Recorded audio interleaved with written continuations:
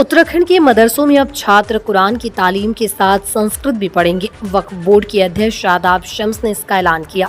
हालांकि NCERT syllabus लागू होने के बाद कई मदरसों में पहले से संस्कृत भी पढ़ाई जा रही है। हरिद्वार के ज्वालापुर स्थित दारुल इफ्ता मदरसे के शिक्षकों ने वक्फ बोर्ड के फैसले का स्वागत किया। शिक्षकों का कहना है कि मदरसों में बच्चे उर्दू, संस्कृत समेत अन्य सभी विषय पढ़ रहे हैं।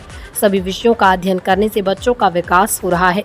जिन अन्य मदरसों में संस्कृत नहीं पढ़ाई जा रही है, वहाँ संस्कृत की पढ़ाई शुरू करने से छात्रों को इसका लाभ पहुंचेगा।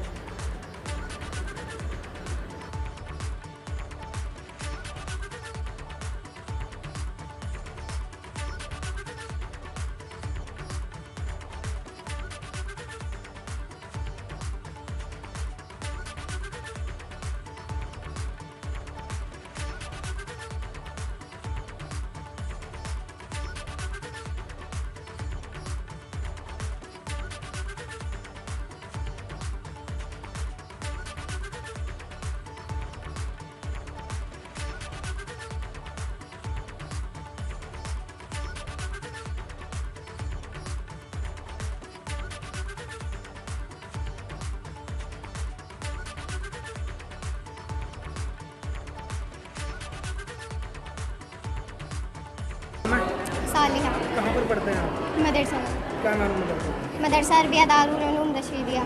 क्या पढ़ाया जाता है यहाँ पर? हिंदी, इंग्लिश, उर्दू, अरबी, फारसी, कलाम पाक, संस्कृत भी पढ़ाई जाती है? संस्कृत।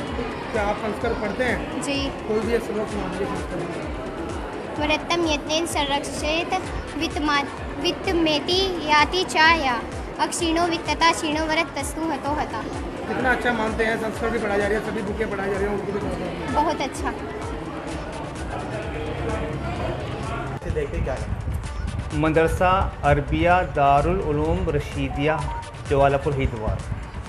और जैसे कि हमारे सीएम साहब ने या सदर साहब ने जो कहा है कि संस्कृत पढ़ा देनी चाहिए, उनके बयान आने से पहले ही जब से हमारे यहाँ पर मान्यता है मदरसा बोर्ड से, तब से ही हम हर एक बच्चों को संस्कृत पढ़ाते आ रहे हैं।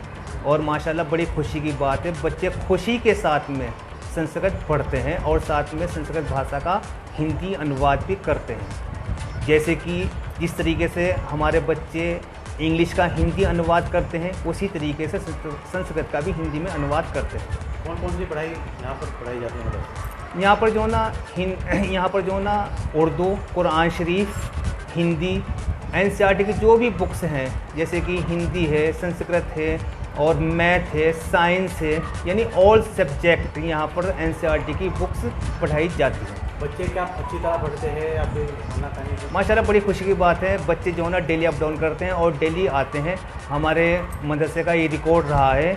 एक बार की बात बता देता हूँ, एक दिन अचानक ही हमारे यहाँ खंड शिक्षा अधिकारी ब्लॉक बहादुराबाद से आना हो गया, साथ में उनके साथ में समाज कल्याण अधिकारी साहब थे। तो उन्होंने बच्चों को देखा और बच्चों का लेसन सुना तो इतने खुश हुए कि उन्होंने ये कहा कि मैंने उत्तराखंड में इस तरह का मदरसा सफाई के साथ साथ और पढ़ाई के साथ साथ मैंने नहीं देखा। बाकायदा मेरे पास में उनका लिखा हुआ एक लेटर भी है इस खुशी का। ये मदरसा कब से संचालित हो रहा है?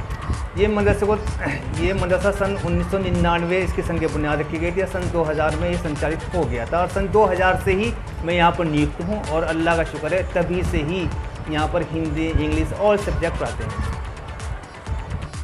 देवभूमि उत्तराखंड में वक्फ बोर्ड ने एक ईमानदार कोशिश की है, जिसमें हमने तय किया है कि जो 117 मदरसे वक्फ बोर्ड के हैं उसमें हम एनसीईआरटी का सिलेबस लागू करने जा रहे हैं। तो उस एनसीईआरटी के सिलेबस में संस्कृत की बुक भी अवेलेबल है। मुझे लगता है कि जब हमारे बच्चे Hindi, English, math, science, physics, chemistry, bio और अरबी पढ़ेंगे तो वो संस्कृत भी पढ़ेंगे। सब कुछ पढ़ेंगे ना। पढ़ेगा भारत तो बढ़ेगा भारत। मैं तो बहुत ईमानदारी के साथ इस बात को कह रहा हूँ। मेरे बच्चों के बारे में अब उन्हें खुले पर मिलने जा रहे हैं। मेरे युवा मुख्यमंत्री ने कहा है अपने बच्चों को पढ़ाने के लिए आपको जो मदद चाहिए सरकार उसे करने के लिए तैयार है। और इसलिए हम ये कह सकते हैं, हम साफ मन से अपने बच्चों को पढ़ाने के लिए, अब मदरसे के बच्चे क्या इंग्लिश मीडियम स्कूल में नहीं पढ़ेंगे? वो भी तो पढ़ सकते हैं। वो भी तो सीबीएसई बोर्ड का ये एनसीईआरटी सिलेबस है, वो भी तो पढ़ें। अब मेरे बच्चे यहाँ से इन मॉडर्न मदरसों से हाफिज कुरान के साथ साथ डॉक्टर, इंजीनियर, फिलोसोफर बन के निकलेंगे। अब वो भी एपीजे अब्दुल कलाम साहब के रास्ते पर चलेंगे और देश को नाम रोशन करने का काम करेंगे। हम एक पॉजिटिव वाइब्स के साथ हम आगे बढ़ रहे हैं।